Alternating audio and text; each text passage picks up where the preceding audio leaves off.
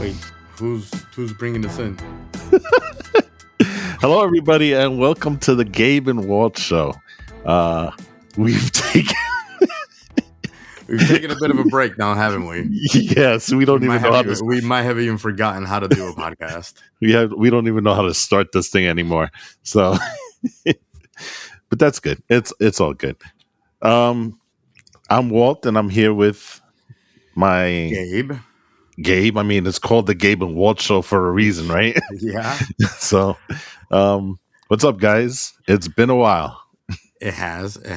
But there's no. I don't think that there's a better time to come back to the show than now. I mean, being a New York sports fan is something special right here, right now. Now, before we continue, I think before we get on, we gotta give our little spiel. Please go ahead, like, rate, share, and subscribe to the podcast.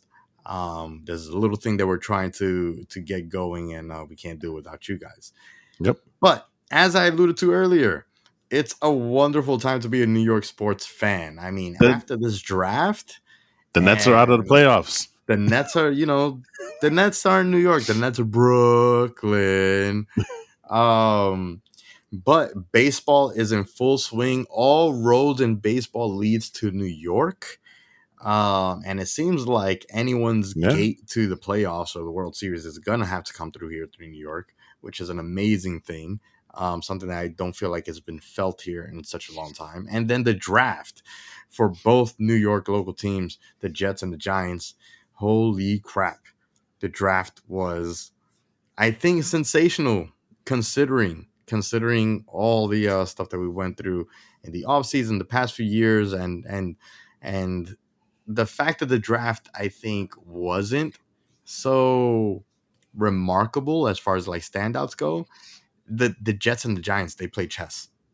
Yeah, I told you this draft was not going to be a sexy draft because we didn't have the star quarterbacks or the consensus number one pick. But this is a draft that people will look back at and they'll say, you know what, this is a foundational draft. This is the draft where you didn't see Hall of Famers, but you saw superstars and superstars across the board. And I think that's the thing that was the most extraordinary about this draft is that even when you were getting down into the further rounds, there were still people there that you're like, wow, this guy's still out there, it's kind of ironic because we had a crazy playoffs this past year. The off season was completely crazy and wild, and now this draft was just off the hook. So football right now is hitting on all gears, all cylinders right now, in my opinion. So where do we start? Do we start with the draft? Do we start with baseball? Let's give baseball a shout out because we haven't done baseball in a while, and baseball is we're into this. Yeah, we're about 25-30 games into the season, so we're a good chunk in. We're starting to see what the teams are looking like. I need to kind of take over here because it's been a minute since I've been able to like kind of, revel in the glory that is being a Yankees fan. Yeah. And it's been a long time since the Yankees fan felt like a championship team. I'm not saying that they are just yet, but I really feel like this is what it feels like to be a championship team because we got everything squared away. We have starting pitching. We have almost like it seems like a bulletproof bullpen. We're hitting top, center, and bottom of the order. Defensively, we're playing amazing, and managing is unbelievable. I feel like every single thing that we've been complaining about, or that people have been complaining about over the last couple of years, it's just, I mean, even Joey Gallo and Gleyber Torres, they're hitting. I mean, the reason that we won tonight against the Blue Jays is because of Gleyber Torres, somebody that everyone in the offseason was begging to like kind of just get rid of him. He's past his prime. He's not hitting anymore. And now he's become kind of our savior, especially in this game against the Blue Jays, which is fast becoming, I think, our most competitive rival right now. I mean, of course, the Rays are always going to be there, and of course, the Red Sox as far as Mm-hmm. rivalries go. But competitively, I think the Blue Jays are better than either of those teams. And this game today, the start of this series was, I think, very very big. I just want to talk a little bit about it just for the setup. The Yankees are right now on a 3 series sweep streak, meaning they have won the last 3 series but swept all 3 of those last 3 series. And going into Toronto right now, they went in there as the tied basically with the Mets as the two best teams in the entire league, not Yes. just the best teams on the AL East, NL East. But these are the two best teams in the entire league, and we'll get to the Mets in a moment. But the Blue Jays, they wanted to kind of shut that down. The Blue Jays try to play a bullpen game today to try to make sure that there's not even an inch that the Yankees could could have as a chance to win this game, because they know they want to kind of pump the brakes on the Yankees. But no, Gleyber Torres, the game was tied 2-2. Gleyber Torres in the top of the ninth. I believe there were 2 outs. Gleyber's up. He hits a line drive, gets an RBN, gets LeCastro in. I believe it was LeCastro that he drove in to get the lead. And that's what we need. We need not just the big home runs or the big hits. We need the big hits when they matter most. This was literally the Yankees' last shot at winning the game now before it goes into extra innings, and they did their job. Yep. And that's like the Yankees look and feel like the Yankees. So, and it's been a long time since I, as a Yankee has been able to say that. Well, it's funny because the beginning of the year, the beginning of the season, what was New York talk radio talking all about? How the Yankees were horrible, how the Yankees were garbage. Yeah, I mean, You they were know. writing Cashman off. They were saying that like Cashman is a huge, he's a huge bust. This is the last year of his contract, of course. But they were Mm-hmm. looking at it as like, man, Cashman should be out. Everybody was still wanting Boone to be out. They were saying there's like nothing's changed. The Yankees are the same team from last year, if not worse. Cashman didn't do anything in the offseason to bring in the big names, and Right. we still have the looming Aaron Judge contract extension or re-signing, I guess. Mm-hmm. Which we were all hoping that would be done, but I think that Cashman has decided to let him go to free agency. And so everybody was basically saying like, look, Cashman needs to be out. This team is horrible. This team is not the Yankees of old. And I think that so far, if it's still very, very early, because we're talking about 100. How many games is the season now? 162. 162 games. We're about And 25 games in. yeah, we got So, a really long way to go. oh yeah, But absolutely. if things hold, Cashman can laugh all the way to the bank in every single fan's face that said, "You don't know what you're doing." Well, Because he obviously, I think that he does. IKF has been amazing. The bullpen has been amazing, and Garrett Cole is fine. It feels like he's finally back. He's not the Garrett Cole of old, but right. he's finally pitching like an ace. Well, if you look at the Yankees overall, in terms of batting for the major leagues, they're fifth in batting. If you look at home runs, they're number one with 32 home runs so far within 23 games that they played. Mm-hmm. Um, they're fourth in RBIs, and I'm talking about major league. I'm not even talking about the American League. And the thing that concerned me, and apparently you can put it all to rest. Um, the thing that concerned me was the fact that I didn't think that they had enough pitching. They are the number two joint in Major League Baseball with a 2.69 ERA, only behind the Dodgers. I Nasty mean, Nestor, baby, nasty yeah, Nestor. Oh, exactly. You know, he's and he's the ace. He's the team ace for sure. well, listen, it also does help that the Yankees clearly head and shoulders have the best bullpen in baseball. I don't think there's any doubt about that anywhere. And Yeah, so for sure. if you look at the Absolutely. way Boone is really playing this out, he's making these games into bullpen games, which it does two things. It keeps your starters rested, right? but they have enough arms in that bullpen that they can go ahead and do this. So, I mean, I feel like the entire bullpen is full of aces. Every yeah, single person that exactly. comes out of there is an ace. You know. So you have a guy that'll go what 4 or 5 innings, in that bullpen. The next night you throw everybody out there, and you're still saving your starters. So it's a very interesting way that Boone is managing the pitching staff right now. You know what it is though. I think that it's not just Boone. I think it's baseball as a whole. The game of baseball has changed. I think that that and I can't point specifically to any one or two things that have made a big difference. I think if I did, it would have to be like the bigger crackdown on PDUs and the crackdown on the spider attack and substances. Mm-hmm. So now that the pitchers don't really have the assistance that they used to have in pitching the ball, they're in order to keep the efficiency up. They're not really able to pitch more than 80 pitches efficiently. I mean, I remember seeing like, growing up where like pitchers were getting up in count, they wouldn't take them out until they're hitting 120 pitches, 115, 120 pitches. That's when like the manager's like, all right, time for you to come out. Now, like when they're approaching 65, 70 pitches, now it's time for them to come out because that's when they start kind of tumbling. And baseball is an interesting game in the sense that like you can have your pitch, you can have all the best stuff out there. And you come out there, you've been pitching a shutout game, and the moment that you throw a pitch and it doesn't go your way, maybe they hit a good line drive double or a home run, all of a sudden that pressure of not losing the game cracks down and can really mess everything up for you. Oh yeah, momentum is And everything, and yeah, momentum is baseball super is a huge contagious game in of baseball. yeah, baseball is a huge game of momentum. It's the entire game basically. Mm-hmm.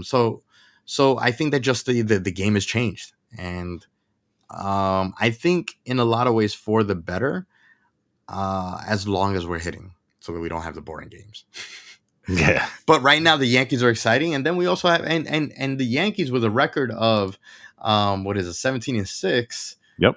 They were tied with the Mets, but guess what? The Mets didn't really pull out their win tonight. So the Mets fall one game short of being tied with the Yankees as the best team in the league. Yankees are at the top all alone, but with the Mets just right behind because the Mets. I got to give it to them, man. Like I'm not particularly a Mets fan, but I'm a baseball fan. I don't hate the Mets. I'm just not a huge fan of a lot of Met fans. Mm-hmm. But the Mets are doing their thing too. The Mets got like this attitude and kind of swagger with Lindor and it's just they got like a certain thing about them, that makes the Mets the Mets. Whereas Well, the it's Yankees feel like exciting. yeah, yeah. It's exciting having both New York teams excelling at the same time, right? Yeah, yeah, and like I said, all roads lead to New York. If again, if it holds this way, we're gonna have an amazing Subway Series, this year, set of Subway Series, and in the playoffs, if things hold, like the New York teams are the teams that are going to be most feared. Was But it been yeah, the Mets 22 lost to the years, Braves. right? Yeah, 22 The Mets years fall to the Braves. 22 years. Yeah, yeah, since the Yankees and the Mets met in the World yeah. Series. Was it 2000? Was it was I it the don't 2000 series? I don't remember now. Or was I the don't remember. 2000 series the Yankees versus Arizona? Let me look that up in a second. But for the Mets, they fall to the Braves today, 5-2. It's unfortunate. I'm not gonna lie. It's not that I'm rooting against the.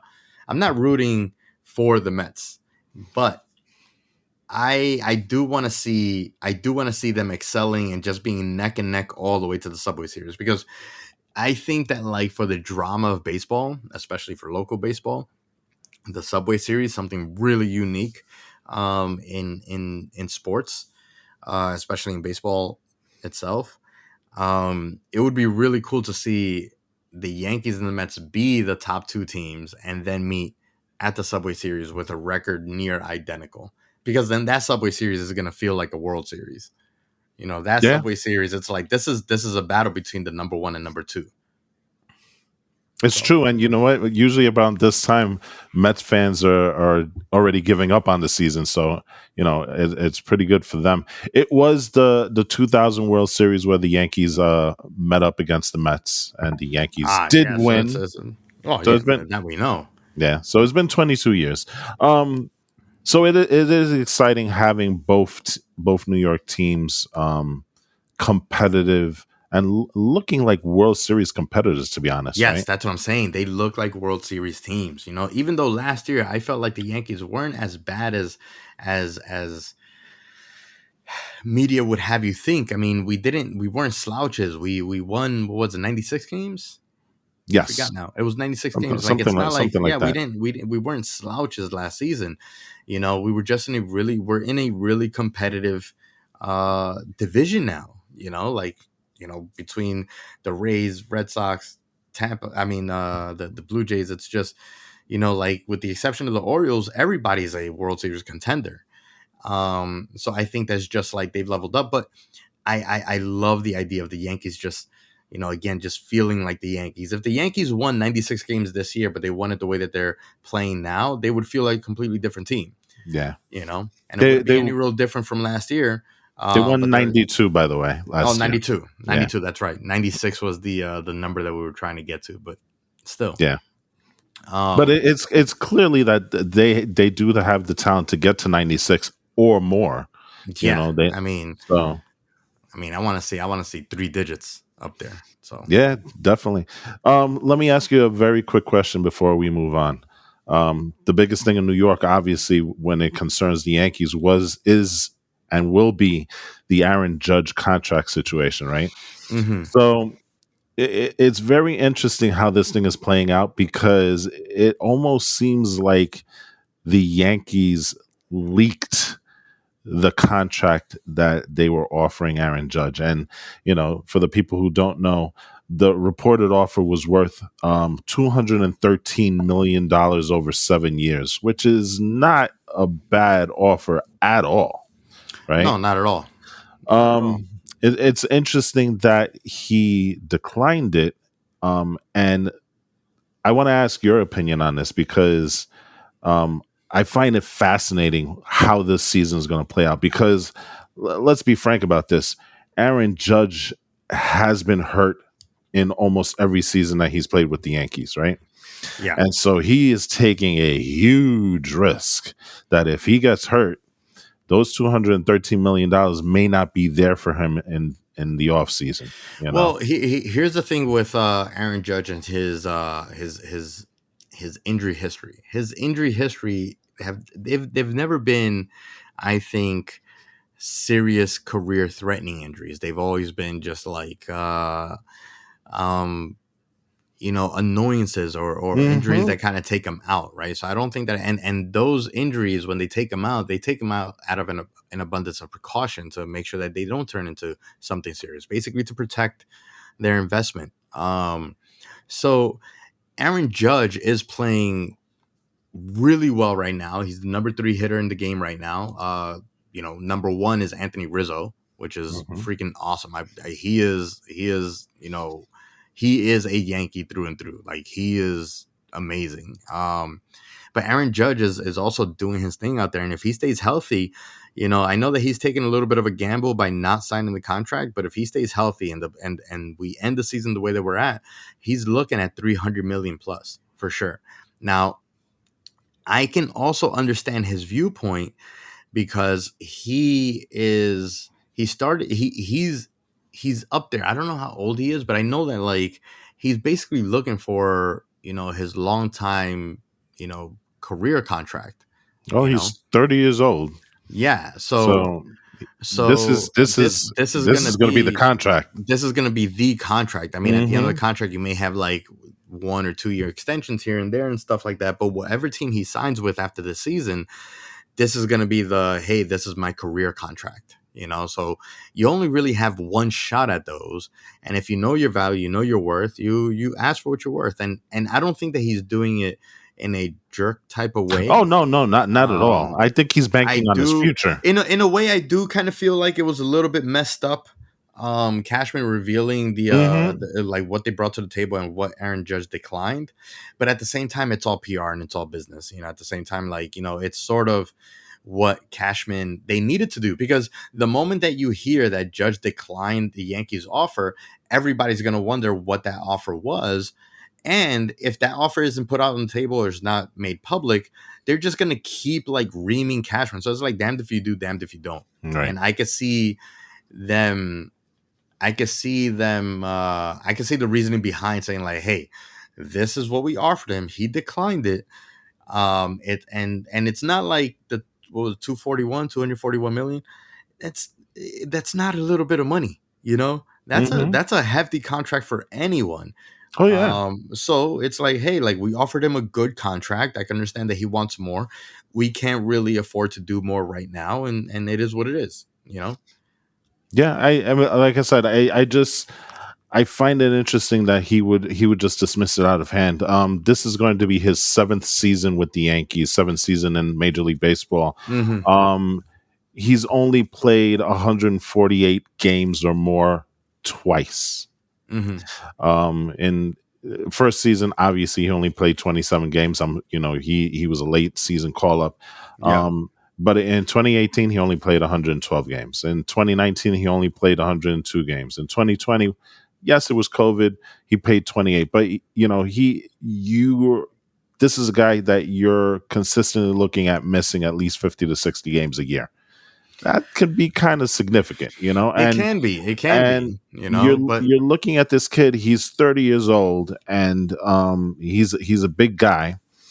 So if he had taken the contract, you're talking about a 7-year contract. By the time the contract is over, he's about 37 years old. mhm, The Yankees have been burned by these long-term contracts before, where they offer an aging superstar, a long term contract, and then at the end of the contract, everybody's saying, well, why'd you offer him this contract? He's not performing to his yeah. contract and stuff. So I think maybe this is a little bit of that playing into it also.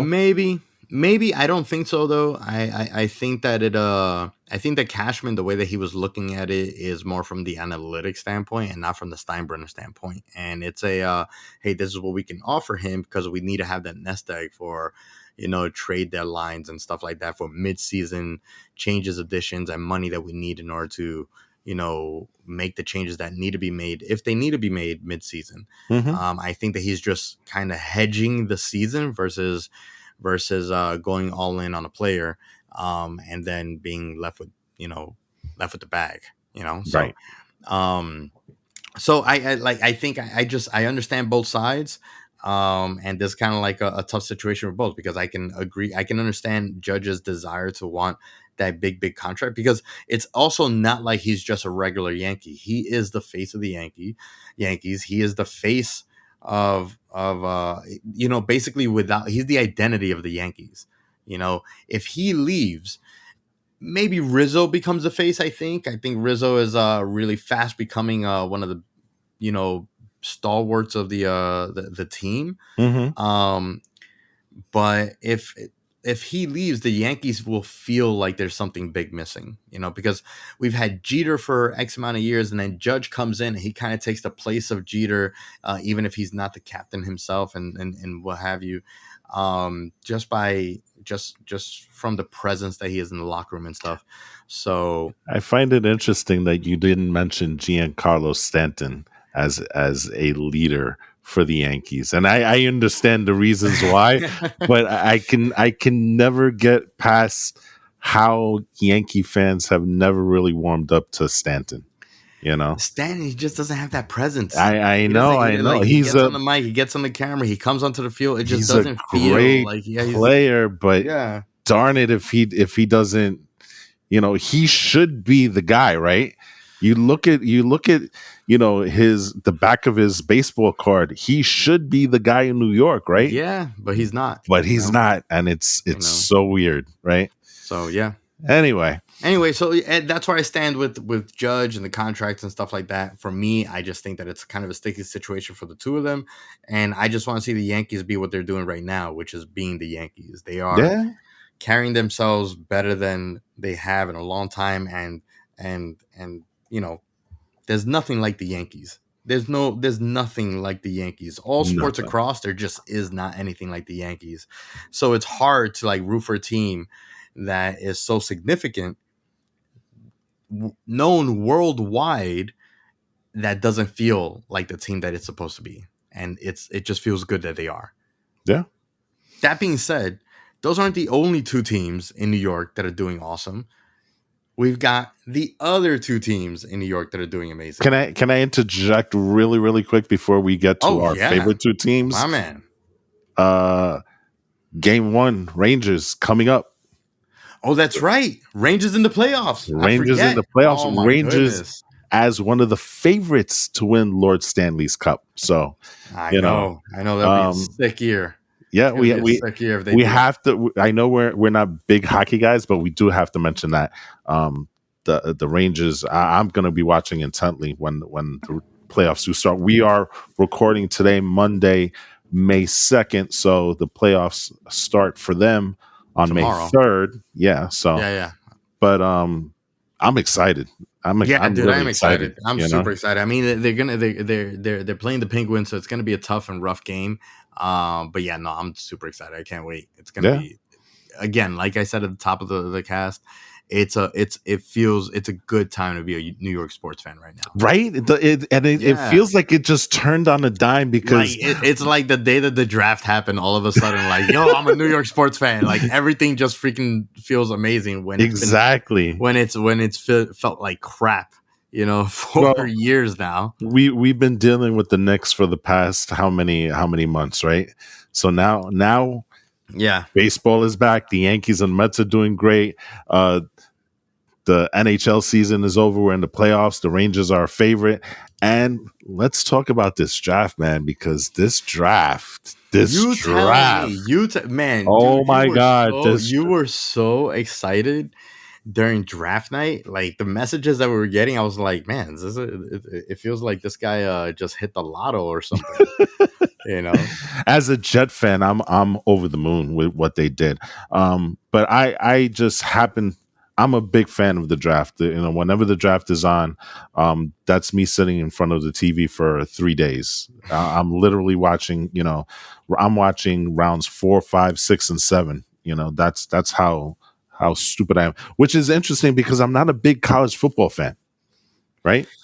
Right. So it's weird because like my familiarity with these players really comes from, listening to the rumors and finding out who our teams are looking at and stuff like that. Let's start with the Giants. Let's look at what the Giants did, because the Giants were very, very interesting in what they did, and they did have a good draft. They really did. They came away with, I think, 10 players in this draft, which is crazy if you think about it. Well, the thing with the draft, I think, is that like I told you before, is I felt that the Giants, and I'm not as big into draft watching and the analytics behind it and the whole nine as you are, but as I want to say a little bit more than a casual fan, but not as deep a fan as you are. It feels like the Giants did what they had to do out there. They got what they needed. I don't think that the Giants are making any kind of run this year. I think that they're beta testing Daniel Jones this year, and to beta test, they got to make sure that all the best case scenario variables are accounted for, and I think they did that. Yeah, I mean, they did what Giants football normally does. They work the lines, right? So, and it's interesting because the Jets, in a sense, kind of helped out the Giants here, right? Because everybody had Kayvon Thibodeau going to the Jets at 4. Everybody. I mean, you look at the draft picks, every mock draft that was out there, it was Kayvon Thibodeau at 4, right? Yep. They had Vegas had odds for the 4th pick. He was the favorite. And then that's true. And then the Jets take Sauce Gardner. We'll talk about him later. But Kayvon Thibodeau falling to 5th to the Giants. I mean, He's I a mean, guy. He's a guy, and I'm gonna start out, and then I want to get your take on it because you are the Giants fan on this cast, right? Kayvon Thibodeau is a guy that if he focuses on football, New York is his. He's got that Michael Strahan presence. He's got that personality that's built for New York. mm-hmm. And if he rocks out on the gridiron, you're looking at a guy that could be the king of New York for the New York Giants. Like he's the face of the franchise for you guys if everything works out for him. I think so too. Honestly, like I was thinking about this over the weekend actually. And when I was thinking about like how exactly did this kind of happen? Um and I feel like maybe there was a little bit of that backdoor talk of like, hey, if you guys give us Thibodeau, we'll trade you the pick at what was it, 34, 36? Yeah, When we we traded went up. later on. Yeah, we went from yes, it was the 34th pick that we traded 34th with you pick that we guys. traded with I think that was We went something up to like a 32. handshake deal. Like, yo, we'll trade you guys if you let us take Thibodeau, you know? Mm-hmm. I mean, So Thibodeau, you're looking at probably the best pure pass rusher in the draft by far. The guy has skills. He's got a motor that doesn't stop. He can play sideline to sideline. The only thing that you may have to worry about is run stopping situations. He's not as complete a player as you would like, but his pass rushing skills is by far one of the best in the draft alone. So he's going to find a way to get to the quarterback, and that's the reason why you got him.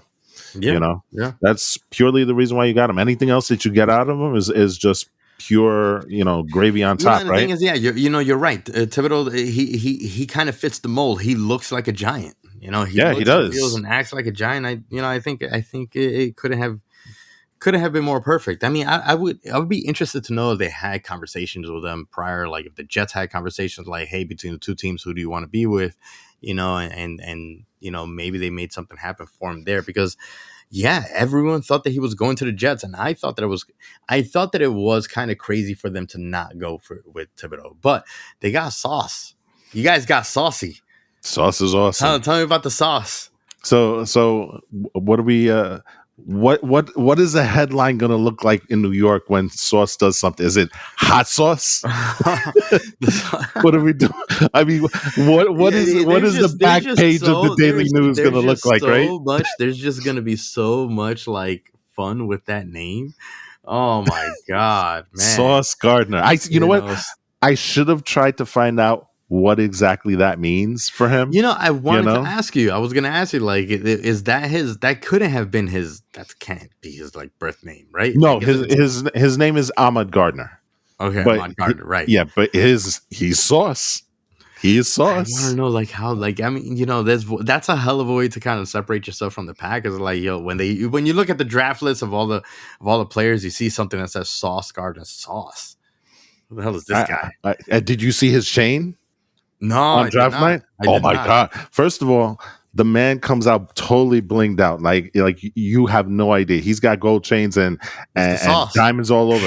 Literally, he has a nameplate called Sauce, but his new addition, a bottle encrusted in diamonds called, and on the front it said Sauce. Oh my god! I mean, you know what's gonna be awesome? The man is goated. When he ends his career, he's gonna start like his own chain of like hot sauce bottles and brands and stuff. Guarantee it. A diamond crusted bottle of sauce. That's ridiculous. I wonder if there was anything actually in the bottle. No. It was clearly a thing. Yeah. I you know what? At first I was kind of taken back by it. Sauce Gardner is definitely a guy that I wanted as a Jet. I didn't know if I wanted him at 4, but now the more I think about it, the more it makes sense, especially in Robert Saleh's scheme. And that's the great thing. Just to top off, and speak about the Jets draft in general. The Jets, what they did was phenomenal for 2 reasons. First of all, they were able to get guys who, in my opinion, and a lot of other people's opinion, were the best at that position. You're talking about Sauce Gardner, probably the best cornerback in the draft. You're talking about Garrett Wilson, arguably the best quarterback wide receiver in the draft. You're looking at Jermaine Jones the third or the second, I forget which one it is, arguably the best complete pass rusher defensive end. And then you go into the second round and you definitely take the best running back in Breece Hall. I mean, and you can go down the line because, and we can get into the later rounds later, right? But you look at what Sauce Gardner is, and Sauce Gardner is a guy that very much like Revis, you're gonna be on Sauce Island, right? Yeah. Because he takes away, if what he did in college translates to the NFL, which is he never allowed a touchdown throughout his college career. That's right. He didn't allow. He's perfect essentially. Can I tell you? Can I show you one wild stat? The quarterback rating of the quarterbacks that played against him was so bad that they could literally have a better quarterback rating by throwing the ball into the ground. What? That is how insane Sauce was in college. Jesus Christ. You know? Yeah, I mean, it makes sense. I think that, yeah, if you want to give your quarterback a chance to win games, then you need to put a stop on, defensively. And I think that, when it comes to Jets football, one of the biggest issues I think that you guys have always had is momentum and confidence. And when the game runs away from you, I think that it's easy to kind of lose confidence, lose drive, lose desire to play the game. And I think that that's something that the Jets have suffered for a long time. And, I think if you guys can put more defensive stops, you give your offense, you give your QB a little bit more, not only more confidence, but more time on the field to actually, make plays and win games. Yeah, absolutely. I mean, he's a shutdown corner in every sense of the word, and especially in the AFC East, where you're talking about Miami and the weapons that they have, including Tyreek Hill, which just joined them. Right? You look at what the Patriots could possibly do. You look at the Bills. You need a guy like Sauce Gardner to kind of get on those wide receivers and lock them down and take away that side of the field completely. So the Sauce Gardner pick really makes a ton of sense. He'll play that Richard Sherman role that he occupied on the 49ers in Robert Saleh's defense, and he'll fit right in. And the kid has a ton of confidence, but he's a good kid also. You can see it. Yeah. So that was the fourth pick. The fifth pick of the draft was Kayvon Thibodeau, which we talked about already. And then the Giants were up next on the clock at number 7, and they took a tackle, Evan Neal. And again, talking about how that was such a Giants pick. When the Giants were winning Super Bowls in the 80s, what were their strengths? It was always tackle and grapple. Yeah, the offensive line, the defensive line, and Brian Daboll and Shane. Joe Shane. They're embracing the that weirdest Giants way the weirdest way to spell Shane. Shane, right? SCHOEN. Yeah, I know, it's weird, but they're embracing the Giant way. It's the Giant way. It's the Giant culture. It's we want to make again. It's it's about like, hey, you come to New York. It's win or lose, it's going to be a rough game, and that's kind of how it has to feel. It has to feel that way. And I wish and hope that we can have the days of like LT back. And I can see that happening. Yeah, and think about this. Neal was the pick that originally was with the Bears. So when they made that trade so that they can move up and get Justin Fields. So he's going to help the Giants immensely. Yeah. He's going to help Daniel Jones immensely. I mean, well, that's the thing. We still have like that huge question. And then the fact that like the Giants, that Shane declined to that's telling. Yeah, That's they telling of what they're declined doing. to pick up Dan Jones' fifth-year option. Mm-hmm. They're basically putting him in a corner. Is like, hey, we're giving you all the pieces to the puzzle, but your job's not guaranteed. Prove it to us this season. If not, you're out. And Shane isn't like that. He's not like tiptoeing around anything. I mean, right after the draft, he fired a couple scouts right off the bat. I mean, something must have not happened that throughout the draft that didn't necessarily go the way that he wanted. But he's very clearly he's not the kind of guy that's just going to let things slide and not do what he needs to do. Yeah. So he seems like a very pragmatic GM, which is I think that what every team always needs. It's a pragmatic approach. Let your head coaches, let the teams be kind of like, I guess, the sauce. But the GM needs to always be the pragmatic, the level head in the room. Oh yeah, absolutely. So you had that with the 7th pick. The 10th pick went to the Jets. They bring in Ohio State's Garrett Wilson. I mean, tell me a little bit about Garrett Wilson, because you were super stoked to have Garrett Wilson. Garrett Wilson. So I was torn between two receivers, to be honest. Drake London, who eventually went to Atlanta, I believe, and Garrett Wilson. And Drake London, for me, made sense for the Jets, but he wasn't available for them at the time that they picked. Mm-hmm. Drake London is one of these guys that he's 6'3" or 4", I believe. He's a guy that can go get. And for me, in what Zach Wilson is right now, he was a guy that could have helped Zach a lot. Okay. Because of the fact that, he really helps him in the red zone, when it comes to that. He wasn't available. The Jets then took Garrett Wilson. Garrett Wilson is a playmaker. He is a guy who is a great route runner. He's got good hands. He's got speed. He's 5'11", so he's a little bit on the small side, which is a little concerning because we already have another guy like that called and in Elijah Moore and stuff like that. Mm-hmm. But you look at the three guys that they have: Corey Davis, Elijah Moore, Garrett Wilson. Throw in Braxton Berrios into that mix. That's a very, very solid wide receiver. That's a lot of tools. It is. And again, just like Dan Jones, even though it's a little bit of an opposite side of the spectrum, because Zach Wilson is really just kind of getting started here. Dan Jones and Zach Wilson, they're both in the same situation where it's like, hey, like we're giving you all the tools. Now show up or get the hell out of here.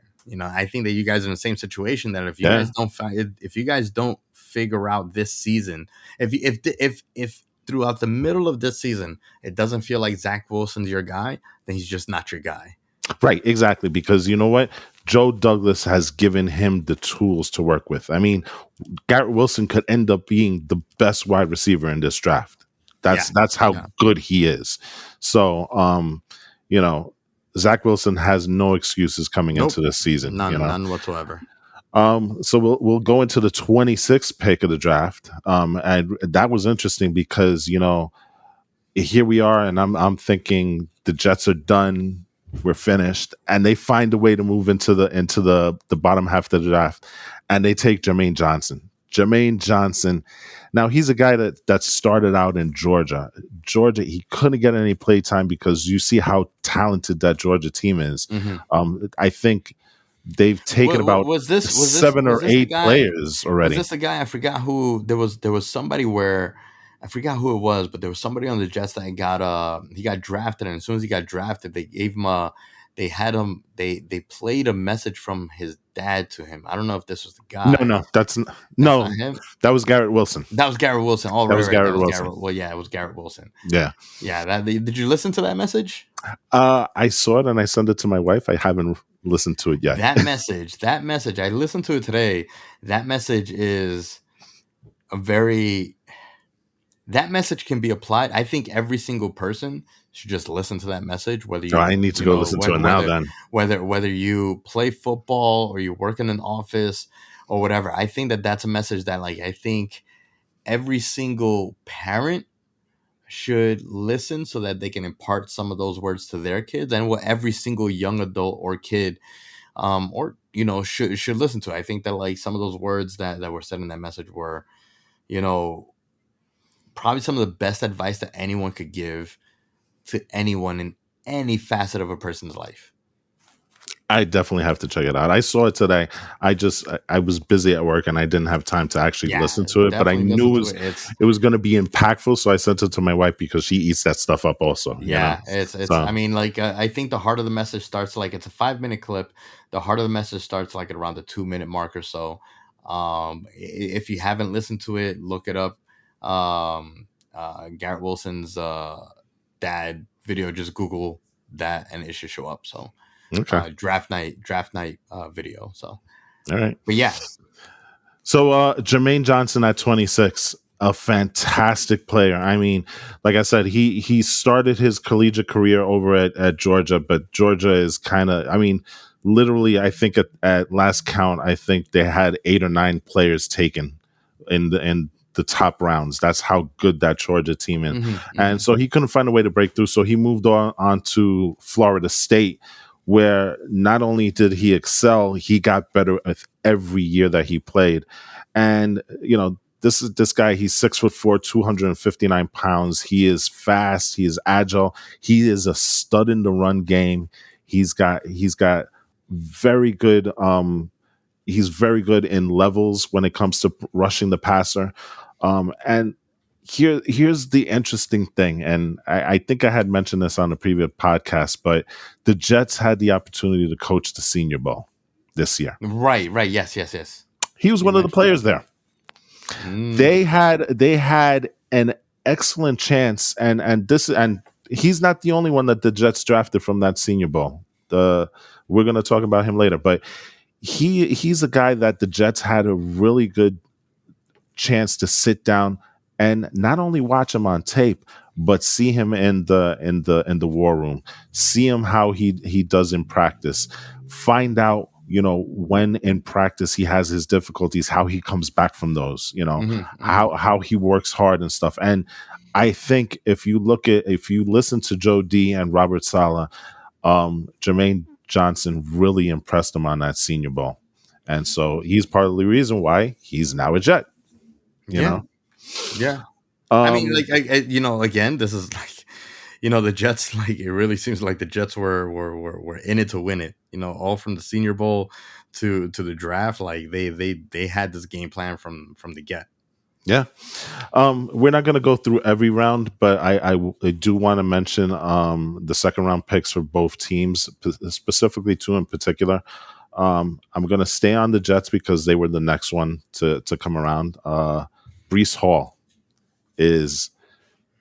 he's exciting to me as a running back prospect for the Jets. He is a guy that they got at the spot that the Jets and Giants traded at. Yeah. He was a guy that they had been actively pursuing to try and get in the first round. That's how bad the Jets want. They were trying to trade up into the first round despite having already traded up to get Jermaine Johnson. They wanted to do it again with Breece Hall. Luckily, he fell into the second round. The guy is a stud. He's about 5'11". He's 215 pounds. He is pure legs. And this guy he's excellent not only in the run game, but in the pass game. And he's a game breaker, which is something that the Jets sorely lacked the last year. Yeah. One thing that they didn't have game breakers. And so now you're adding Breece Hall to the mix. You're adding Jermaine Wilson to the mix. Elijah Moore is going to develop more. So you're looking at the makings conceivably on paper of a very scary offense for the Jets. No, I mean, it's not like, I mean, yeah, I guess it all depends on, football is one of those things, whereas baseball, it's about like the long games, so many games in the season. Football is, it's week by week, and you just don't know really what you're gonna get. So yeah, and so we move on to the Giants at 43. They take Wan'Dale Robinson. Wan'Dale Robinson, wide receiver from Kentucky. It's at this point because I'll be honest, like I kind of only pay attention to the first round draft, the first day of the draft pick, and to some information that comes out of the second day. But past that, this is your world. Well, Wan'Dale Robinson is a guy that's going to push Kenny Galladay. And I mean, I'm sorry, Kenny Galladay. He's a guy in his one season with Kentucky, 104 passes for 1,334 yards. The guy can play. So he's gonna be competing for a starting job over with the Giants. Again, another weapon for Daniel Jones to kind of see that. It's a listen. You either get the job done or you don't.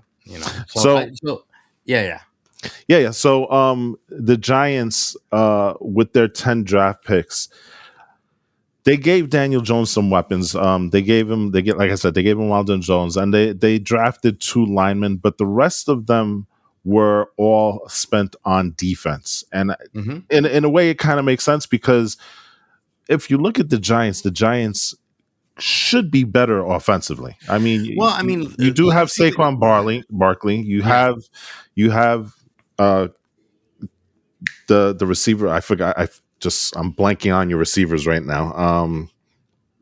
Kadarius Toney, Sterling Shepard, and Kenny Galladay. So that's not a bad wide receiving room, right? The big question mark for the Giants, and the Giants, I hate to say it, won't be competing for a playoff spot this year because I believe the Eagles went and got tremendously better this year. Yeah, I mean, I think for me, like, I'll be happy with a 500 team. I would be great if we could win 8 games. I think it's probably going to be 7. My faith in Daniel Jones truly brings that number down to 6, to be honest. But it's just, again, like, I'm not looking at the Giants this year really as I think you're about 2 years away, to be honest. Yeah, exactly. I'm not looking at this year. This year, I'm looking at as a wash. Whether we are above or below 500 doesn't really matter too much to me. What I want to know is what Dable and Shane are going to do at the end of this next season, because this first season for them really is just a trial season. I don't expect them to come in here and be like, oh well, we're going to come here, save the day, and what have you. So to me, like, anything that's good that comes out of the season is great. Obviously I love it, and I hope they carry it over to 2023, 24.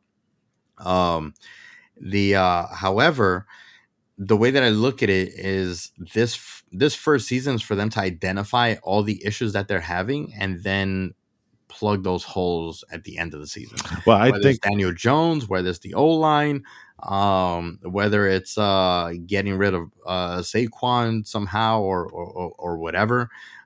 This season is really about them figuring out what exactly they're working with when it matters.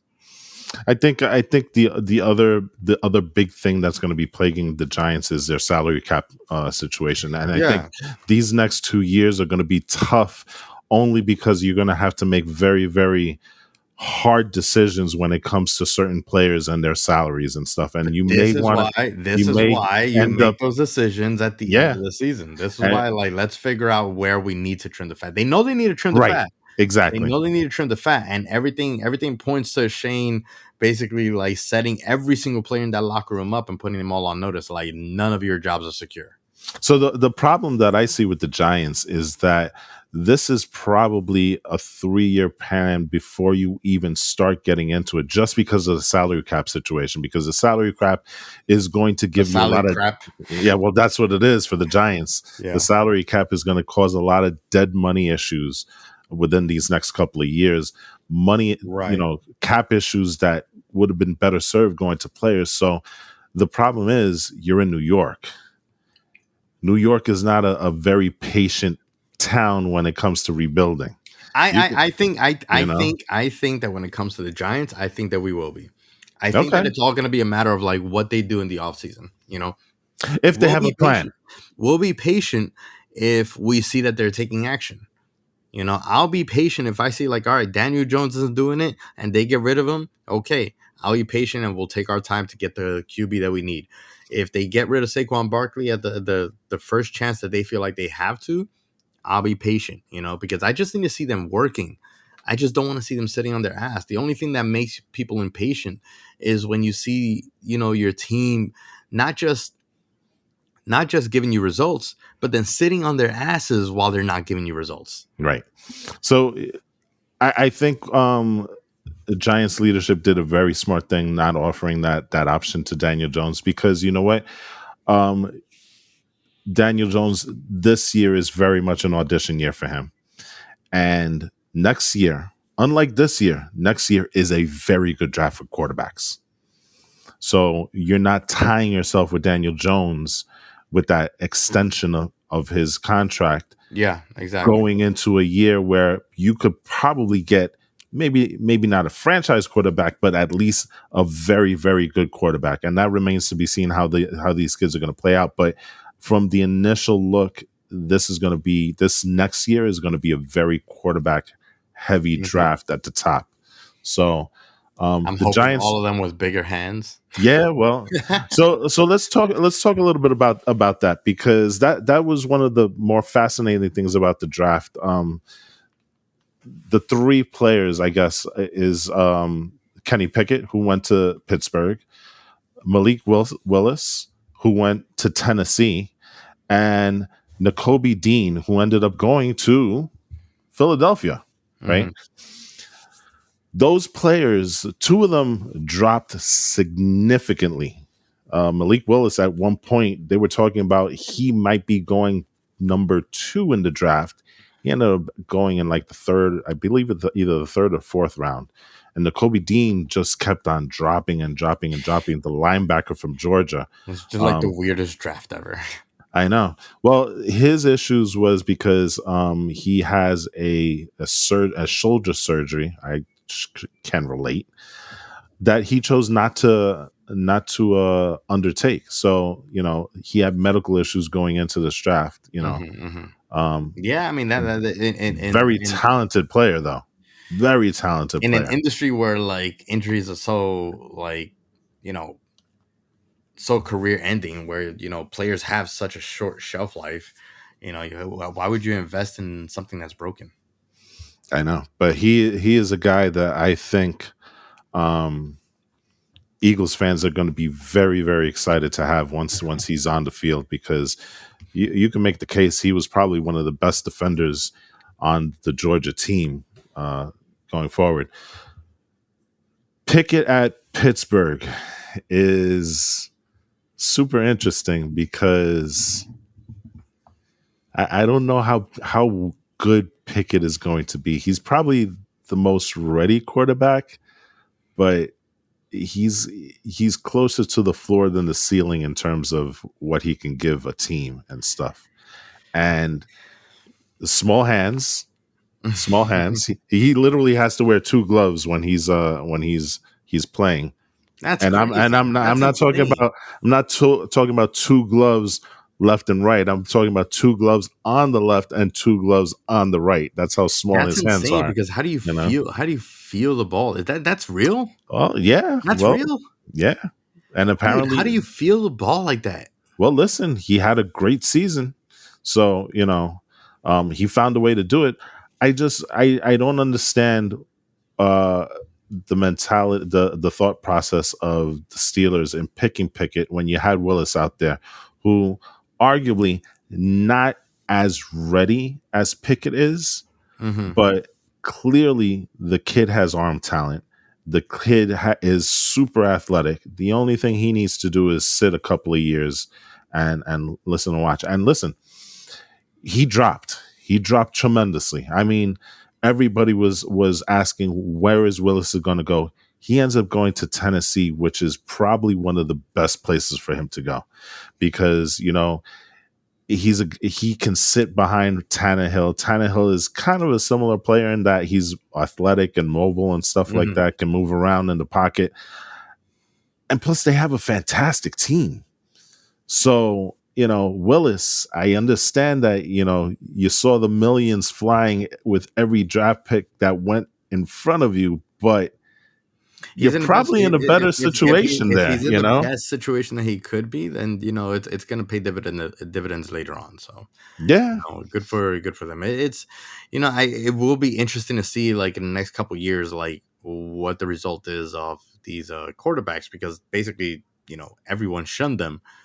So I would like to know like what ends up happening with them. So Yeah, I mean, Willis was the third quarterback taken. I mean, Desmond Ritter, who looks like he's a 50-year-old if you look at the pictures on Instagram, he went ahead of him. And I understand Desmond Ritter, again, a guy that you could plug in and he's a pro-ready type quarterback. But I thought you're looking for talent. And if you're looking for talent, Willis was the guy out of this quarterback draft. there's got to be something that all the teams So, didn't see in him, or well, there's got to be, I or think they were something, afraid. or rather something that they saw that they just didn't like. I think they were afraid of the fact that the kid played at Liberty University, what was it, a super small school that didn't play anybody, you Yeah, know. So I think that's what it is. But you know what? Sometimes you have to take a chance. And looking at his combine was ridiculous. yeah. So we'll see. You know what? Tennessee. He's a player that I'm gonna watch for his career because I'm curious to see how Yeah, good he same. does going Super forward. curious. Um, couple of things I want to talk about before we wrap things up. On the stuff that didn't happen, Deebo Samuel going to the Jets for that 10th pick. Yeah, Um, that I think is one of the things that the Jets are going to look back and say it was the best move that they didn't make. really. Yes. Well, we'll see. We'll see because I told you that like it's the known commodity is better than the unknown, right? And Debo Samuel being the known commodity, despite the baggage that he might bring, I think puts you closer to a plus 500 team than what you don't know. So that's the My way that I looked at it. concerns. Like I think, and I also thought that like Debo Samuel's character. I look at the Jets a lot like the Mets. You guys have like a certain attitude about you guys. You guys have like a certain swag about you guys when you guys are a little bit more up than down. Mhm. Whereas the Giants, I look at the Giants the way that I look at the Yankees. They're kind of like they carry themselves a certain way. Right. So I thought the Debo fit well there. He definitely doesn't fit in the Giants. See, the problem that I had with Debo coming over to the Jets is that one of the things that is driving the fact that he wants to leave 49ers is he doesn't like the fact of how they play him, which is basically the reason why he's a superstar because they play him at running back, they play him at wide receiver, they Yeah. play him in the slot. So he's kind of like a jack of all trades and he does it well. He wants to be seen as an X receiver, as the number one receiver. The Jets would have used them the exact same way the Niners did because you know what? Then they share the same philosophy. Yeah. And if you're telling me that the guy is coming in here doesn't want to play that way, that gives me pause. First of all, I guess so. second of all, the other reason that I was kind of happy that Debo didn't come here is the salary situation. He's going to command a huge salary, and in a situation where you're trying to rebuild the team, money is everything. And so bringing in Deebo Samuel, where you could possibly replace him with two or three other players on a team that needed depth last year, to me that didn't make sense. I mean, if we were talking about a Jets team that was ready and prepared to make a playoff run right now, then I say, you know what, you get Deebo hands down. But Yeah, on a that's true. I mean, rebuilding, you're in a rebuild. When you're on a yeah, rebuild, there's no reason to take any risks because you got exactly. nothing to lose. You're already at the bottom.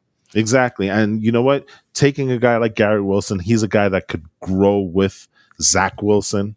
And, you don't have to pay him for another 3 years. So you're throwing the bill down, Yeah, yeah, yeah. No, and no. I so mean, from a pragmatic standpoint, it makes mhm, sense. It's just Joe Douglas never seemed like a pragmatic kind of guy. yeah. So that brings me to the last two people that I want to talk about.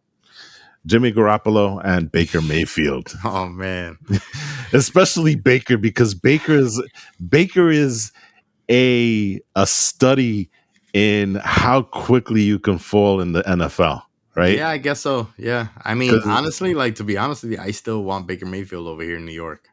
do you? Yeah, yeah. Even with the attitude? I think that I would put Baker Mayfield in the backup scenario to Daniel Jones, and then the moment that like we can test him out, we test him out. Give him 1 year contract, put him in the backup Oh behind man. Dan Jones, see what he can do, and maybe make something happen. You know? I'm gonna tell you this right now. I don't think Baker goes anywhere. Yeah, no, I don't think that he does either. But I'm just saying, like, I think that like I would like to see him here. Yeah, I know. But to me, it would be ridiculous for the Browns to do so because, yes, they have Deshaun Watson there. Yes, Deshaun Watson still has legal matters that, and there is that looming Yeah, concern there's gonna that be the the suspension that NFL. he's gonna have. Right, exactly. So why would you trade Baker Mayfield at this point, knowing that you're the guy that you just brought in could be suspended next year? Yeah. That's why I think Baker Mayfield's not going anywhere. The same thing with Garoppolo. I don't think Garoppolo goes anywhere either because you know what? The time to trade these guys, the time to trade the Debos and the Garoppolos of the world, Would be now during the draft. right now you can't. The draft is done. Yeah, So where's the value in the trades? exactly. Yeah, So yeah. I think Garoppolo stays. And listening to the radio today, a lot of NFL insiders say that Trey Lance is not exactly ready. He still needs another year. You got Garoppolo there. Yeah, Run it back with him one more year, and then let him go afterwards, and then bring in Trey Lance, and away you go. So yeah, I mean, honestly, if we had the money here, the Giants, I think the Giants probably would have like traded for Garoppolo too, if they had the money for him, yeah, if they had the cap space.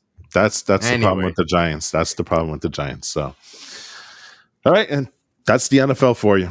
You know, Well, it's been dope, and like right now, as far as NFL goes, it's funny because the NFL, it doesn't feel like the NFL news ever like really sleeps. There's still so much stuff that happens. Like, dude, minicamp is like 2 weeks away. Like yeah, so before we're gonna be talking football again. But yeah, right now it's all about basketball. It's all about baseball. So, thankfully, it's not about basketball because basketball is like, oh my gosh, between the Nets and the Knicks, I'm so done with the basketball drama. We haven't heard a peep about the Knicks, right? Yeah, no, thankfully, yeah, I don't want to hear. I do not want to hear about anything about the Knicks. So. Nothing. So, which kind of scares me, to be honest with you, because I feel like they should have made moves immediately at the end of the season. But yeah. Anyway, we'll see. All right, well, that's the show. Thank you guys for sticking around all the way to the end. Please, once again, like, rate, share, and subscribe. We are going to try to bring this to you guys on a weekly, regular basis once again. Sorry for the hiatus that we took. Things have been crazy, of course, but while we're still kind of in like this phase of building this show, kind of getting our fan base going with the sports casting and everything. So I have a ton of fun doing it. I know Walt has a lot of fun doing it, but we can't do it without you guys, the listeners. So please, share us to all your friends. Yes, do that. All right. With that said, I think we out.